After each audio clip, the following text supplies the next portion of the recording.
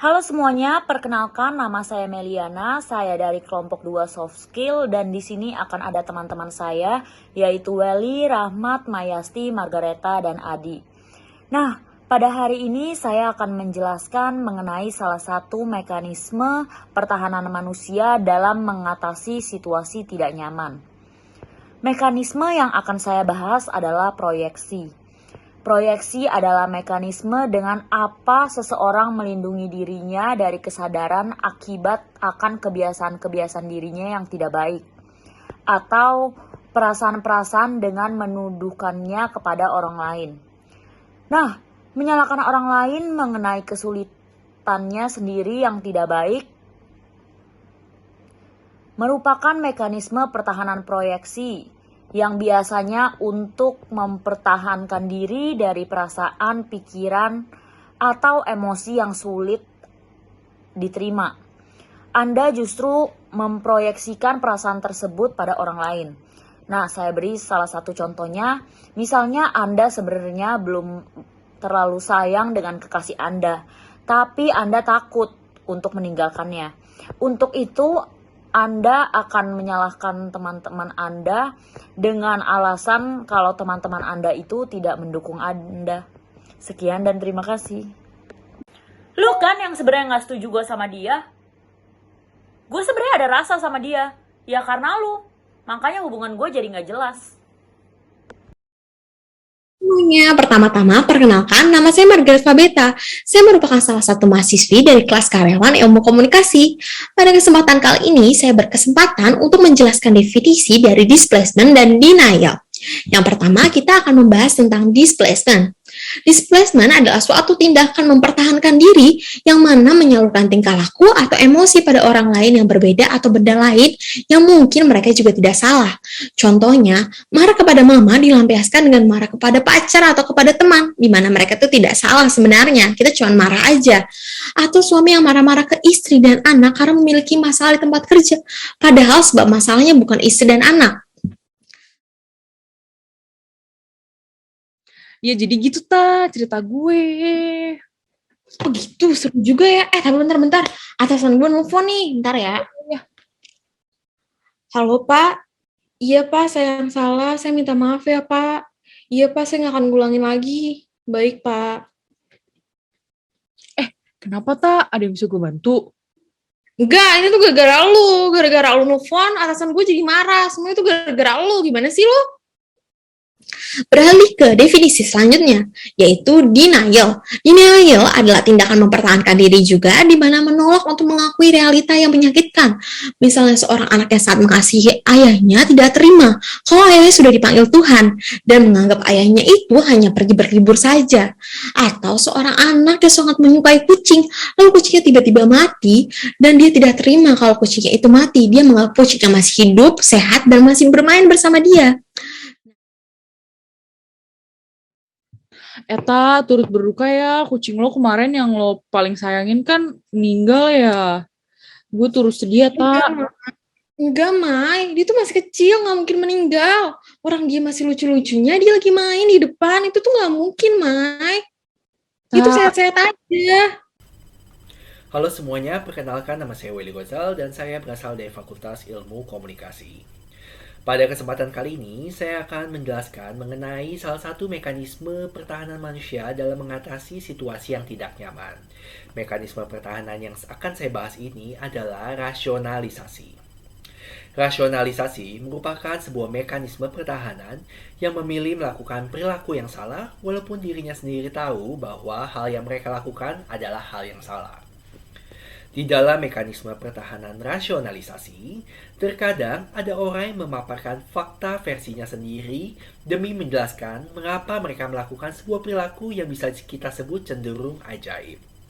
Bagi orang yang menerapkan defense mechanism jenis ini, mereka akan merasa nyaman dengan pilihannya meskipun mereka pun sadar bahwa mereka sendiri juga melakukan sebuah kesalahan. Orang yang menerapkan defense mechanism ini berusaha untuk menjelaskan perilaku yang tidak diinginkan dengan sebuah gagasan, fakta yang mereka buat sendiri. Dengan cara tersebut, mereka akan merasa lebih nyaman dengan pilihan yang telah diperbuat Walaupun mereka pun sadar bahwa hal yang mereka lakukan adalah sesuatu yang tidak benar. Sebagai contohnya adalah ketika seseorang menyalahkan gurunya karena memperoleh nilai yang jelek, daripada menyadari bahwa dirinya tidak belajar dengan bersungguh-sungguh.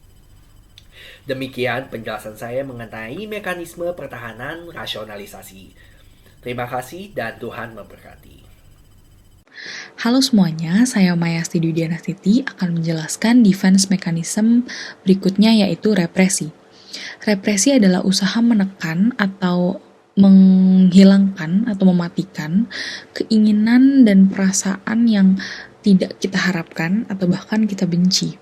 Jadi ketika kita merasa bahwa situasi atau konflik yang ada, yang terjadi di sekitar kita tuh sudah di luar kendali kita justru memilih untuk melupakan atau bahkan tidak mengakuinya sama sekali.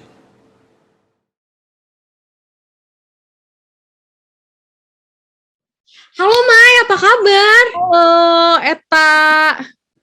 Mai, kita tuh kelas kita mau ngadain perkumpulan gitu. Biasanya kan kita selama pandemi tuh nggak pernah ketemu kan. Nah gimana kalau lo ikut bareng kita? Biar lo nggak sendiri mulu. Emang ada siapa aja, Tak? Ya sekelas dong, Mai.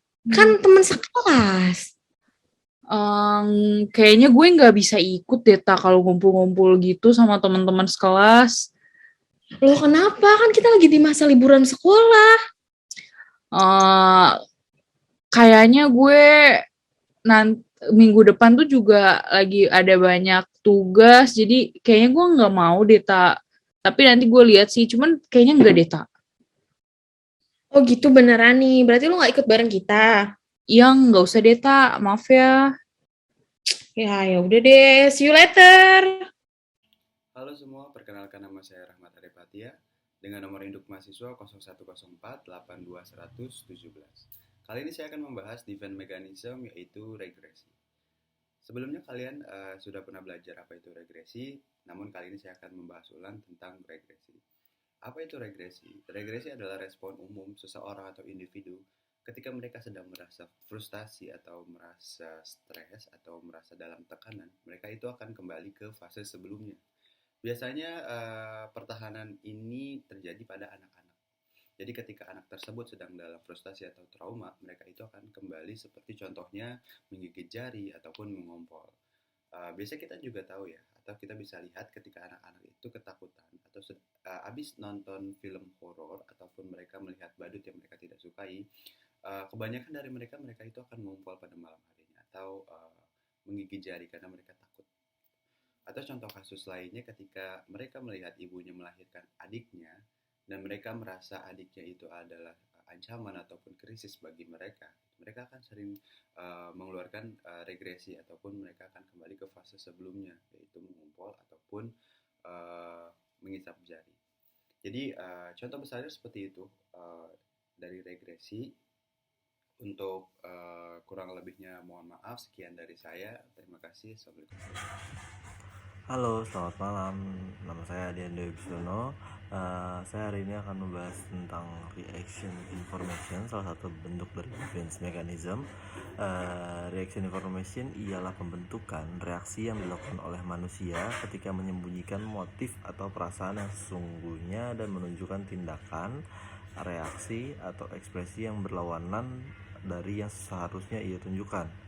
Sebagai contohnya, ketika ada manusia A melihat wanita cantik dan berkata tidak cantik saat ditanya oleh temannya, dan si A tersebut padahal di dalam hatinya sangat menyukai wanita tersebut, itulah bentuk sebuah defense mechanism yang bernama reaction information. Sekian dari saya, terima kasih.